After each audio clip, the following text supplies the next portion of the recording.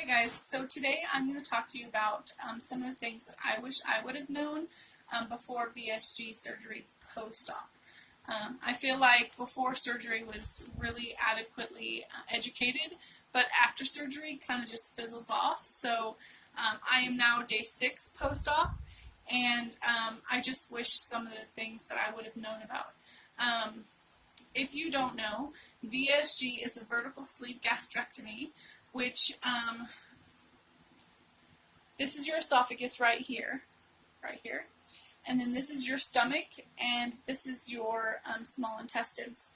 The surgeon cuts your stomach right here and then pulls this part out of you through a 2 or 3 inch incision on your right hand side through your abdominal wall and the muscle that's there as well. It's laparoscopically done, so they don't have to like cut you open or anything. It's just through a camera and little tubes, so you have 5 incisions, but the one that they pull your stomach out is the largest and the one that hurts the worst because it goes through actual muscle. So yeah, that's the VSG, and I had that done on May 7th, and now today is May 13th. So one of the things that I wish people would have told me about is the soreness. I have a really high tolerance for pain, so I don't take any pain medication. For me, what would be about 2-3 on the pain scale would be 5-6 for other people. I don't know why, I just have a really high tolerance for pain. However, when you're having the surgery done, they basically put you at an angle, like this is your head and these are your feet, and they pump your stomach full of gas so that they can do it laparoscopically, and then so all of that gas is just kind of settling on your diaphragm, and I wasn't expecting that. I wasn't expecting that pain. I woke up with hiccups, and that was so painful, and so I wasn't expecting that. I also have what the doctors call an untainted liver. I don't smoke or do drugs or drink or anything like that, and never have. So something that is even remotely just a little bit drowsy, it knocks me right out, like I am out. So when they put me under, usually they say something like count down from 10, or here comes the funky juice, or something to give you some indication that you're going to be put under, and I didn't have any of that. He gave me just a little bit and I was instantly out. So he knocked me out, and so they didn't give me any pain medication to get out of the surgery, like the recovery room. They just gave me a shot, and I woke up writhing in pain. I thought that I was still in surgery. I screamed, I thrashed, I told them that I changed my mind, put it back.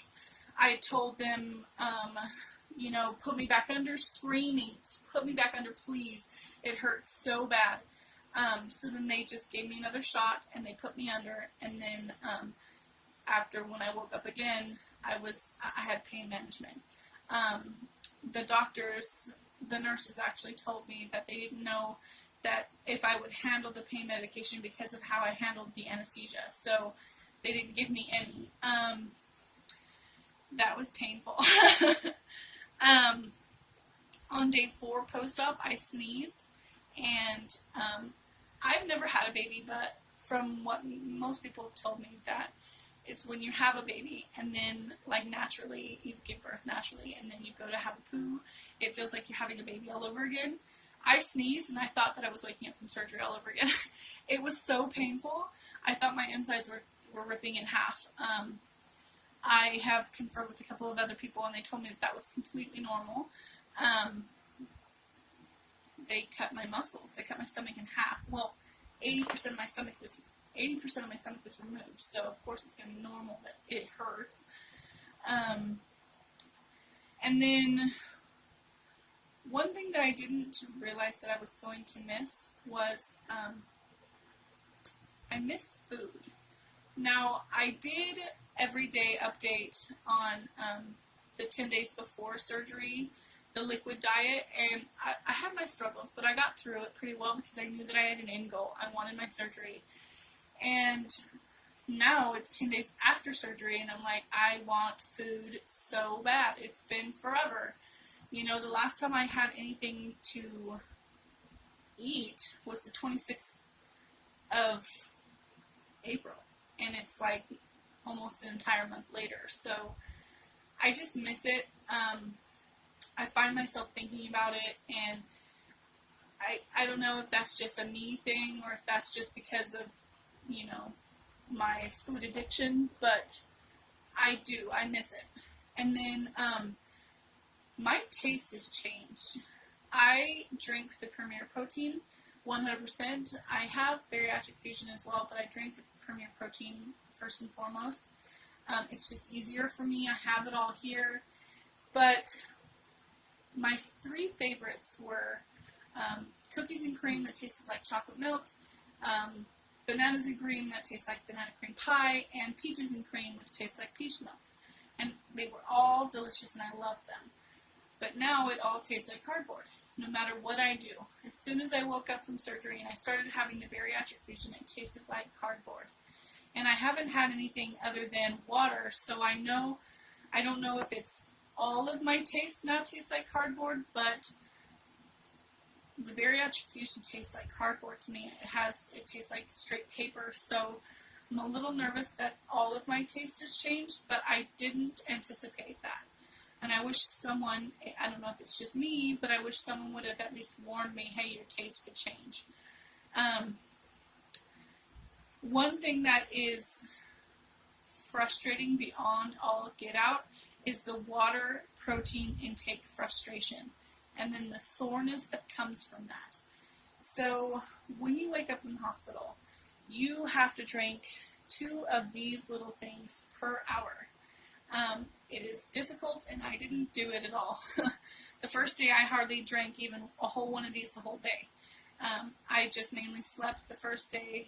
I had my surgery at 9 a.m. in the morning and just slept the whole rest of the day. And then the next day, they want you to go from 2 to 4 of these per hour. So I worked on it and worked on it and worked on it. And as soon as I was able to get 4 consistently for 3 hours, then they let me go home. And I kept having this feeling like underneath my diaphragm, underneath my sternum, that I had gas still stuck in my chest. And it felt like I needed to burp, like constantly. But nothing would come out. So I was getting frustrated because you're supposed to go from 4 to then the next day 6 and then the next day 8 and continue with 8 until your 10 days post-op appointment. That's what you're supposed to do. But I was trying, and then when you get home, you're supposed to drink 64 ounces of water and at least have 60 grams of protein per your shake. So each one of my Premier Proteins has 30 grams. And they're 11 ounces for the Premier Protein. So I would sit and I would just sip the Premier Protein until it was gone, and it took me almost 2 hours to finish a Premier Protein, which is only 11 ounces. How am I supposed to get 64 ounces of water and the 60 grams of protein if it takes me 2 hours to sip 11 ounces? Like, how am I supposed to do that? I have no idea. So, the clinic that I go through, the surgical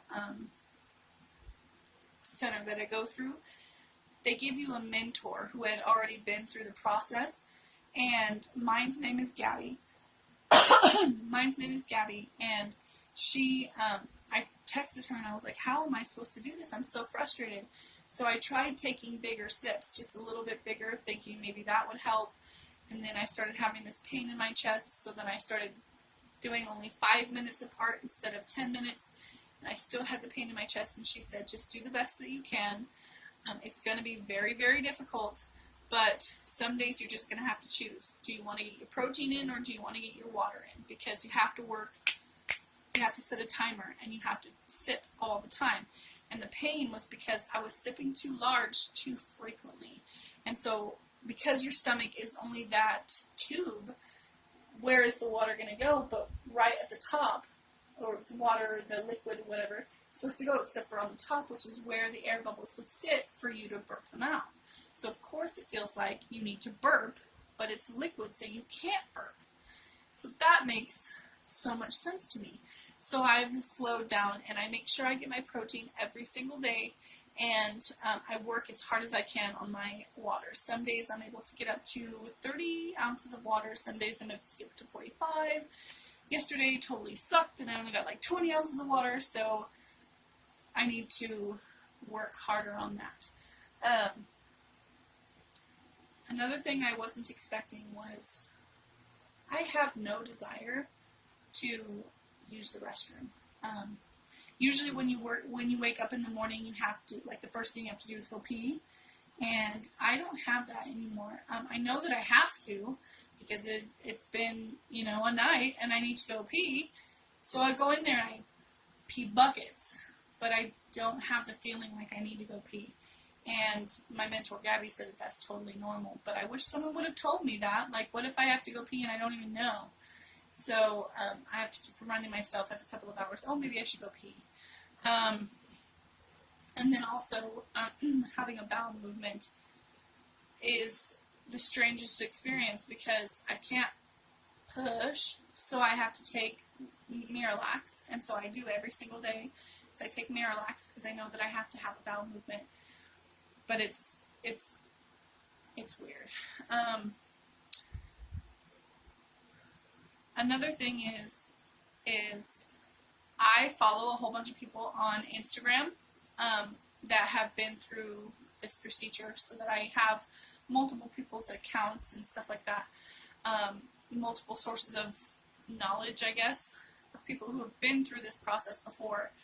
And this woman said that she is like day 7, and she's just now able to sleep on her stomach. I don't know if it's just because I have a high or pain tolerance, but I've been sleeping on my stomach since the day that I came home from the hospital. I don't know if that's normal. I don't know if that's out of the ordinary, but I sleep on my stomach.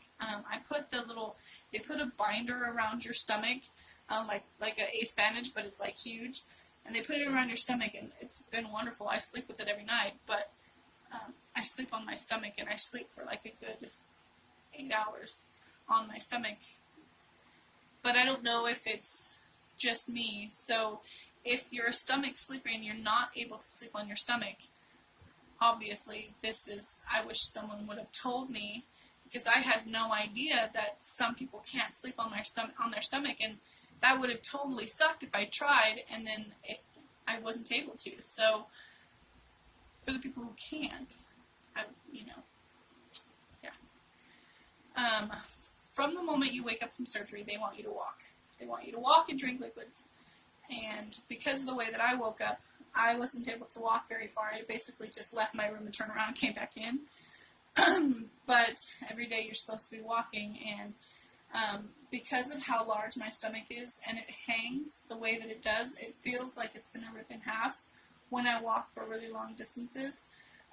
So I didn't know how painful the walking part was. Obviously I walk around my apartment, and outside I go outside and stuff like that, but going for long distance walks is painful, and I have to have the brace on. So, and I didn't know that was going to be like that before surgery, so I wish someone would have told me. When you're having the surgery done, I don't know if it's like this for everybody, but when I had the surgery, I had to have a whole bunch of different tests done, and one of them is a breathing test. They put this thing in your mouth, and then they pinch your nose, and you're supposed to just breathe into it normally for 10 minutes, and then the machine calculates like how many calories you're burning just sitting there breathing. And so the one that mine said that I, with my size, naturally just breathing, I burn about 3,100 calories. a day or something, just breathing. So in order to maintain my body size, I needed to retain 3,100 calories a day to maintain my body size. Well, I bring that up because the last couple of days I have been so drained and drowsy, and I feel like my head has been in such a fog, and my eyesight has been blurry. I've just been in such a weird, foggy, like not able to like retain any information at all. And I think it's because I went from 3,100 calories every single day to basically little more or less than 400 calories a day. Because again, I only drink the 2 Premier proteins, and those are 160 calories. So, and then I have the Crystal Light in the water. So I think it's because I didn't have enough calorie intake, and my body has to get used to figuring out how to use the calories or the fat to burn to be able to use it. So it's just a shift in my body, and it had to get used to that. I think, because I didn't call my doctor, I thought that it was just normal.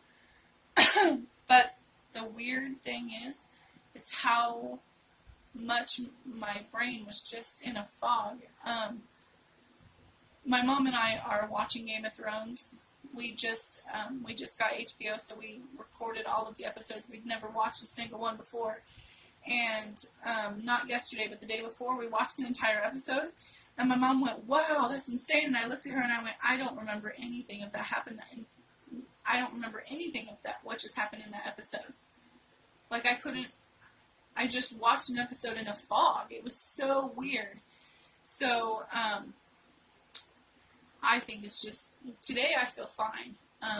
Obviously, I'm able to form coherent sentences and stuff like that. But I was just in such a weird, just drowsy, dazy fog. And so I wish someone would have told me that would have happened or had the possibility of happening. I kind of feel bad for my mom because yesterday was Mother's Day and I didn't even remember. I got her a Mother's Day card like way before my surgery, so obviously I had that. And then I had to have her take me to the store so I could buy her dinner, and then I made her a nice steak dinner, but I didn't even remember it was Mother's Day until the day of, and I looked on Facebook and it said, "Tell your mother happy birthday." So I'm like, crap. You know what I mean? So with all of this in mind, with this whole list, and my rambling for now 18 minutes, I wouldn't trade what I had done for anything. I am so grateful that I've had this surgery, and I know that it's in the long run going to be exactly what I want it to be. It is now. So later on from now, it's only going to go up from here. I am so excited that I had this surgery. I would take all of this, the soreness, the water, frustration, the stomach, everything. I would take everything all over again. I just wish I would have been better prepared for the post-op recovery things that'll come up.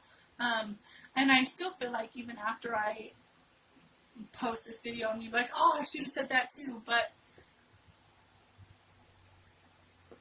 anybody that is contemplating having VSG or gastric bypass or anything like that, know your body.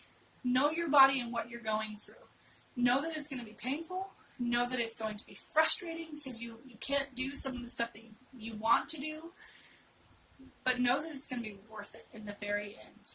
I did this for me, and I didn't do it for anybody else. I did this solely so that I could benefit from it. And I couldn't be happier.